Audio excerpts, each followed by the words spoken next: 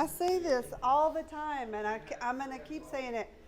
It amazes me how each week none of us talk about what we're going to talk about, and we end up talking about similar things. Okay. So we still got our tree going on because it's still growing. Okay, we're still growing. We're still working on how do we do things, right? And communication is one of those big things. I want to recap some stuff that I said several months ago, because some of y'all weren't here then. But so we talked last week about talk about your operating capacity, and we like the old computer, the new computer, right?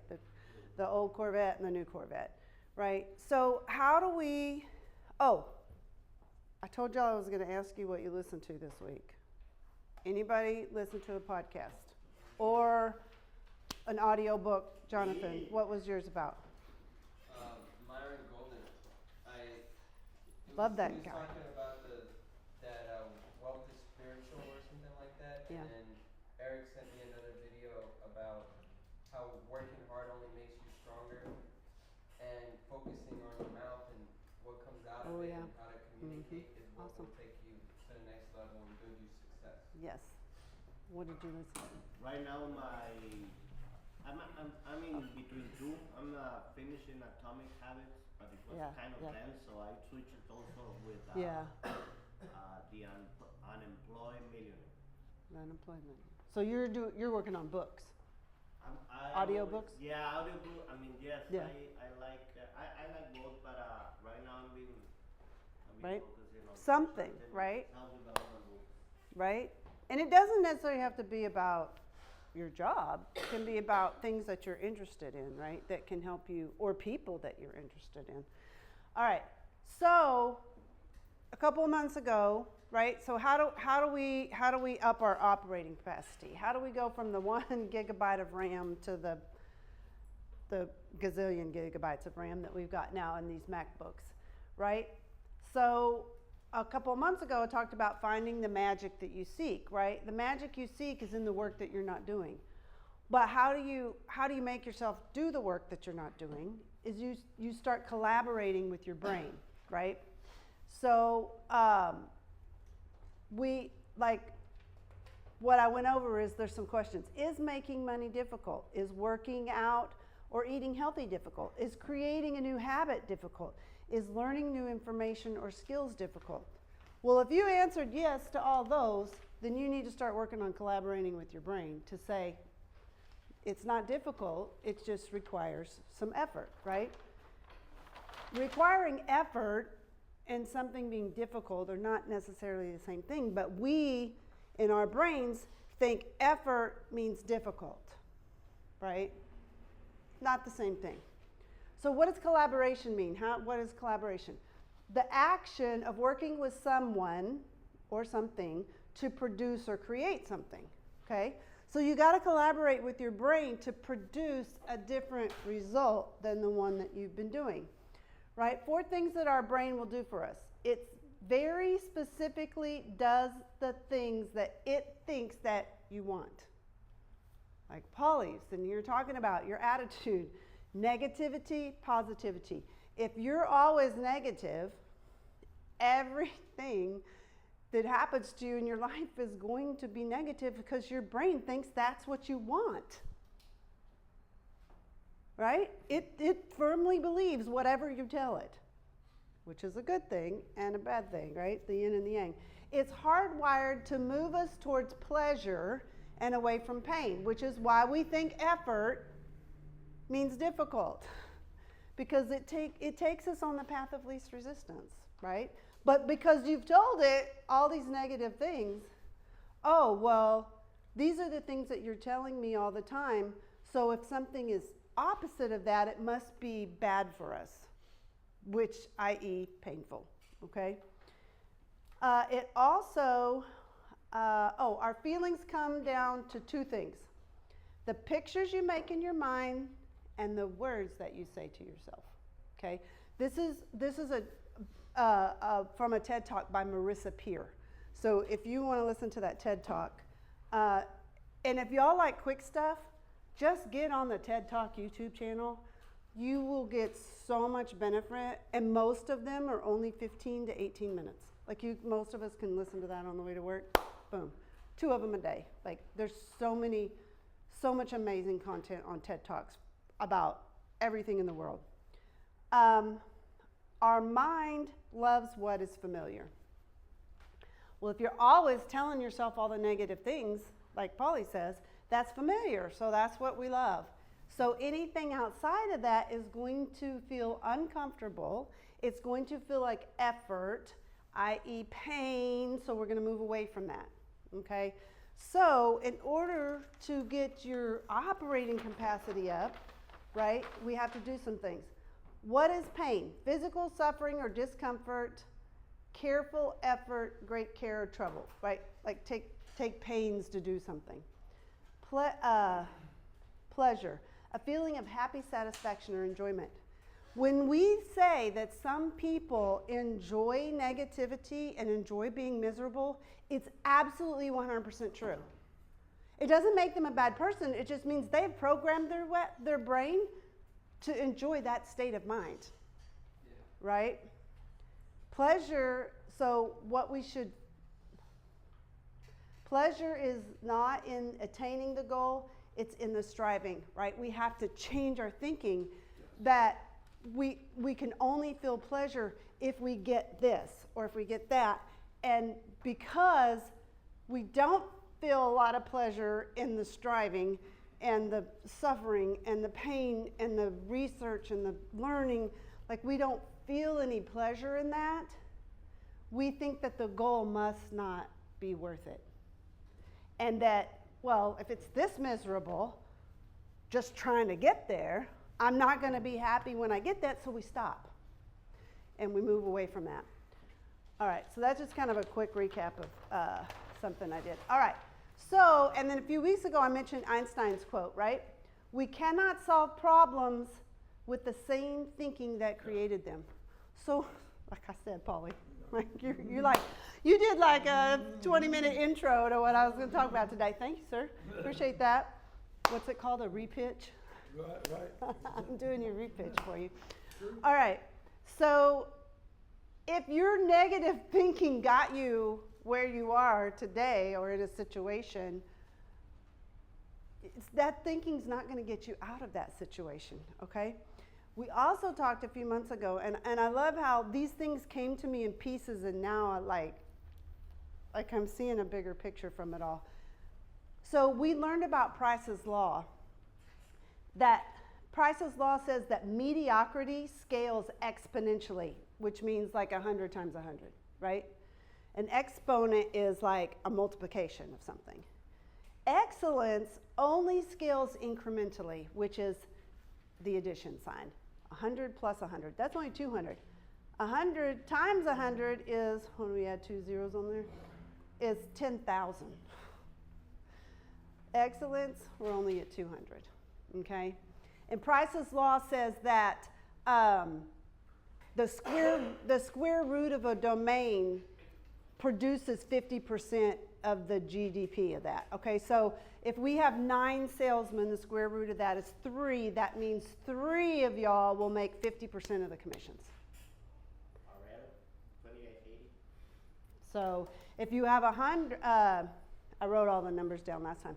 And it's like, it's crazy, right? Because there's like 30 million businesses in the United States, and about 5,000 of them, somewhere in that area, make 50% of the profits. Whatever the square root of 30 million is. Somebody can Google that. I had it written down before. That's pretty significant. All right. So, in light of that, what stories are you creating for yourself, right? What stories are you creating for yourself on a day-to-day basis, right? Because we just learned that collaborating with your brain, and you're telling your brain, when you create these stories, you're telling your brain what you expect from it, okay? What kind of results that you want.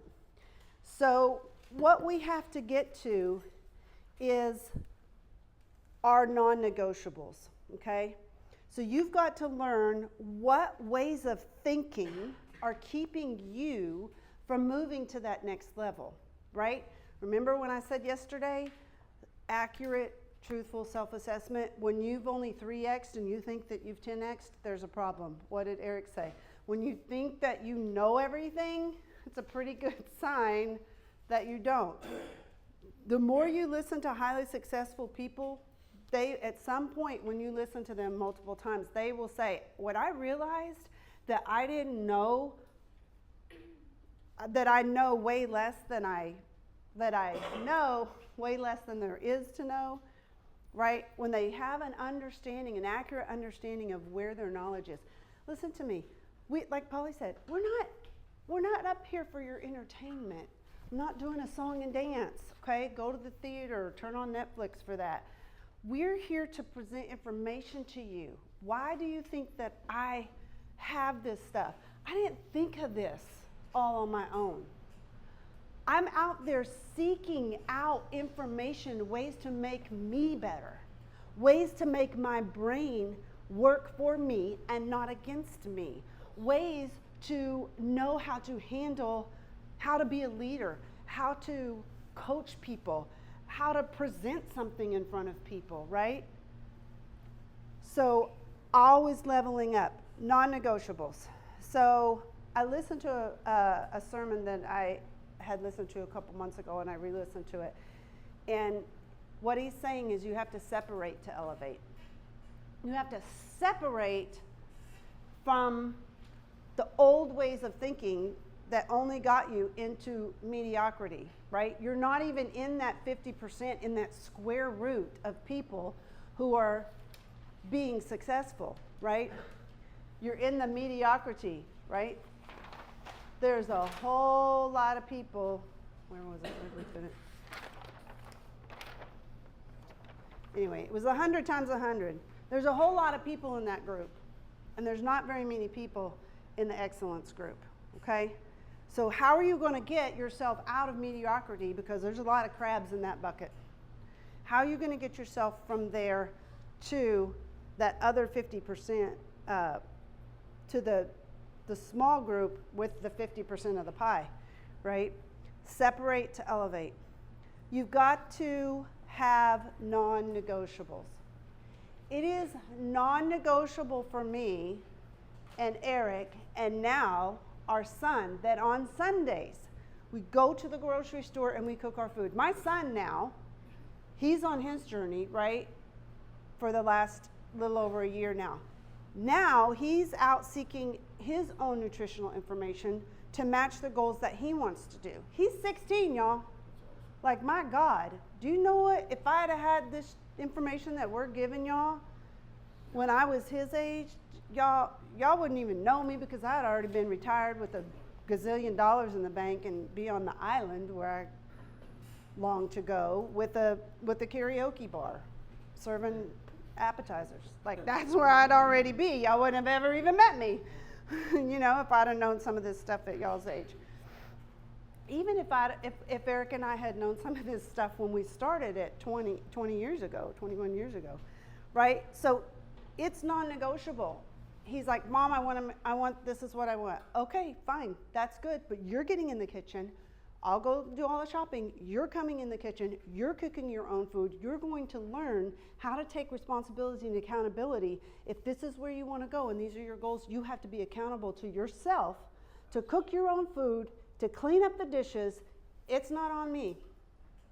Eric gets in there. He wants certain things. He cooks his food. I cook my food. Ezra cooks his food. And I'm teaching him how to cook and do the recipes and things like that. That's non-negotiable for us. That is done before anything else is done. Our Sunday morning family go to the gym. It's not negotiable. There are times when Ezra gets invited or whatever and he goes with friends, and that's fine, because that's important at his age. So there's something that Eric Thomas has mentioned several times, and he talks about Harriet Tubman. Do y'all know who Harriet Tubman is? Anybody not know who Harriet Tubman is? Do anybody not know? She freed a lot of slaves, right? She was part of the Underground Railroad. She always carried a shotgun with her. Does anybody know why? Can you just like random guess why she had a shotgun with her? Protection. Yes, but from who? The slaves. The white people. Nope. Here's what. Did you just say that? You're so horrible. I'm not even going to say out loud what you said. I don't even want that to be on the microphone. You're a bad man, Paul Larson. Here we go. Tubman carried a gun which she used to threaten the fugitives who she was taking to safety, that if they became too tired or decided to turn back, or they compromised the safety of her operation, she would shoot them. Hey, that's legit. She did not carry a gun to protect her from what was outside of her. She carried a gun to protect those that she was taking to safety from other people who decided that they were too tired or it was too hard, or I'm going to tell on somebody because, maybe I could get money and then I won't. I'm second guessing the risk that I took to leave where, no, it wasn't great, but I did have a place to sleep, and now I'm in the woods and people are chasing us and there's a bounty on our heads. Do you know Harriet Tubman? This was in the $40,000 bounty on her head. $40,000 then was like, I don't know, I didn't look up like what it would be in today's money. That was a lot of money. But she did not carry that gun to protect her from the bounty hunters. She carried that gun to protect her from people inside her circle saying, I'm going to compromise this mission. So you've got to be your own Harriet Tubman. You've got to take those non-negotiable things and have that shotgun, and you've got to be able to obliterate that from your life. Non-negotiable. Every day, this is what I do. It's not negotiable. Had a couple of other things to share. One thing, I'm going to skip that. You also have to decide. All right. Here's our big question of the day. Are you significant in this organization, in your relationships, in your family, in your own personal life, or are you just useful? Are you significant or useful, right? Useful is you're able to be used for a practical purpose or in several different ways. Significant is sufficiently great or important to be worthy of attention. Useful or significant, mediocre or excellent, right? So that leads me to a concept that I heard Eric Thomas talk about, and I had never heard it before. And he talked about having key person insurance. I didn't know, and apparently it's a real thing in companies, right? No clue. Key person insurance is when a company finds you so valuable, your company that you work for finds you so valuable that they take out life insurance on you, because if you pass away, it's going to significantly impact the process of that business or the income of that business. And so they take out a life insurance policy on you, and there's also disability policies, so that if you're out for X amount of time, you're in the insurance business, you're nodding like you know what I'm talking about, like you've heard of this. I never knew anything about it. So I was like looking up, like, what the heck is that? How do you become a key person in your own life? Not just here. I mean, that's great. We would love for you to be that person, right? How do you become that in your own life, in your relationships with the significant people in your life. How are you going to become that key person? Okay, what does a key person mean? One or more persons designated by lenders or investors as key to a business. Contractual provisions within the documentation may specify the required degree of their commitment to the business and the requirements for key man insurance and what they cover, okay? Here are some steps to help you identify key personnel in your organization. You evaluate their potential, right? What is your potential over time, okay? You assess their accountability. Number one for me would be, how accountable are you being to yourself and to your own goals? Not just us, because if you're doing that to yourself and your own goals and you're holding yourself accountable and you're having these non-negotiables and you're doing these things, you are automatically going to do that in all areas of your life, right? It just moves from one area to the next. Look for the ability to multitask. I'm not really excited about that one. I don't think multitasking is really that efficient.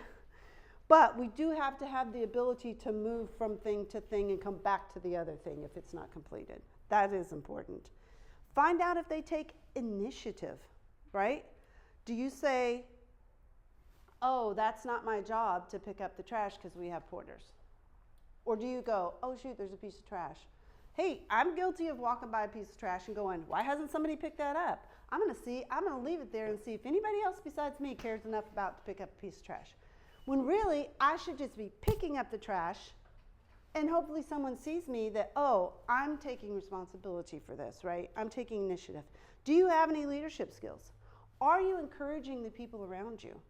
Are you seeing someone struggle and saying, hey, I see that you struggled on that phone call or struggled getting that person in. Here's some things that helped me, okay?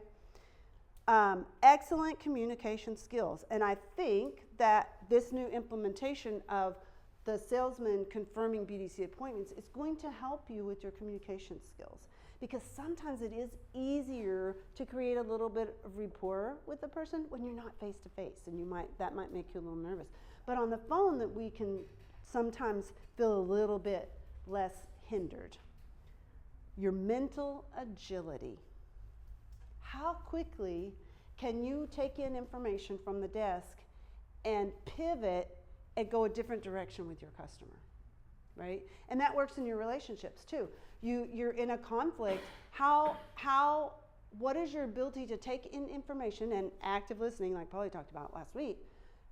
Get in active listening with the person you're in conflict with and adjust your thinking based on information that you're that they are giving you. Well, you have to have active listening to do that. That's mental agility, right? And your time management. What are you doing all day? We were going on a training hike with my friend Kristen, and she said, there's this loop that we do out close to Camp Bullis, and it's the same way every time. And I took a wrong turn, and she said, what are you doing? Right? What are you doing? I knew the way, but I was like, oh, I think I'm going to go this way. Like, right? What are you doing all day long? Right? We have recently, about just over a month ago, we have a board now. I have my weekly tasks and Jana's weekly tasks, and they're broken down daily. These are the things that no matter what happens around us all day long, we have to touch these things. If all we can give them is 30 minutes attention, that's what we do. But they have to be touched on a weekly basis, every single one of those things. And maybe I didn't get to this Wednesday one. Okay, now it's Friday and I've got a little space. I'm going to go back to the Wednesday task and I'm going to update it and get the time in, okay? Time management. So, and I want to expound more on the key person, but that's just, I'm kind of introducing that concept this week. But remember, find your non-negotiables, right? Separate to elevate, and it didn't occur to me until you were talking this morning, addition by subtraction. Addition by subtraction. What do you need to subtract or separate from in your life, whether that's people, habits, whatever it is? And I've said this about 150 times in the last 3 months, right? And then we talked about choices, right? The choices that you make or the lack thereof, when you don't make a choice, those are going to impact you, and they can be your undoing. So there was a little video that was in one of the podcasts, and the pastor was like, this is how we got to be.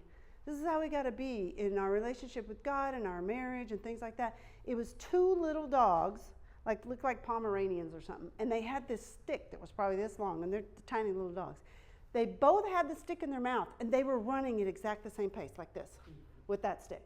They weren't struggling against each other, they were pacing each other. It's how we have to be here. We have to carry that stick together and keep our pace and move forward together. One thing about your operating capacity, getting to optimal capacity. So recently, this basketball player, female basketball player, has been a lot of attention. Caitlin, and I can't remember her last name. Clark. She scored 3,668 or 88 points in her college career. She is not the best female basketball player. She is the best basketball player at the collegiate level ever. She has outscored every person that's ever played collegiate basketball since they started keeping records. Okay? She's optimal.